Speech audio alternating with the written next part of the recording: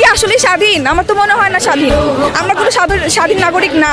আমরা এখনো, আমার মনে হয় যে 1971 সালে যে দেশ স্বাধীন হয়েছে সেটা শুধু শেখ পরিবারের জন্য, আমাদের জন্য না। যদি আমরা স্বাধীন হতাম আসলেই, তাহলে আমরা আমাদের বাক স্বাধীনতা পেতাম। আমাদের কথা বলতে গেলে ভয় পেতে হয়, আমাদের নিজেদের ন্যায্য দাবি আদায় করতে গেলে ভয় পেতে হয়, এভাবে গণহত্যা হতে হয়, আমাদের সবাইকে মরতে হয়, রাস্তাঘাটে আমাদের ভাই বোনদের মরতে হয়। দেশ তাহলে কোথায় স্বাধীন? স্বাধীন শব্দটাই উচ্চারণ করা যাবে না। আমরা এখনো স্বাধীন না। স্বাধীনতা এখন হবে যদি এই সরকার পদত্যাগ হয়। তাহলে এই বিচার আসলে, এই সঠিক বিচার চাইবো আল্লাহর কাছে, আর কারো কাছে না।